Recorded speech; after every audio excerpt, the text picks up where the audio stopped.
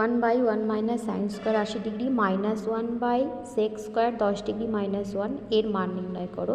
এই অঙ্কটা দেখতে ছোট হলেও কিন্তু অনেকগুলো সূত্র প্রয়োগ হবে। দেখো 1/1 মাইনাস সাইন স্কোয়ার থিটা মানে হয় কস স্কোয়ার থিটা। এখানে থিটার পরিবর্তে 80 আছে, তাহলে আমি এখানে লিখব কস স্কোয়ার 80 ডিগ্রি মাইনাস 1/সেক স্কোয়ার থিটা মাইনাস 1 কিন্তু হয় ট্যান স্কোয়ার থিটা। তো এখানে থিটার মান আছে 10, তাহলে হবে ট্যান স্কোয়ার 10 ডিগ্রি। দেখো দুটো সূত্র প্রয়োগ হয়ে গেল।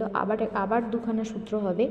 1/কসের অনন্য কিন্তু হয় মানে মান হয় সেক, তাহলে সেক স্কোয়ার 80 ডিগ্রি মাইনাস 1/ট্যান মানে হয় কট স্কোয়ার 10 ডিগ্রি। এবার আরও একটা সূত্র পড়বে, সেটা হচ্ছে সেক থেকে আমরা পাবো cosec square 90 degree minus theta.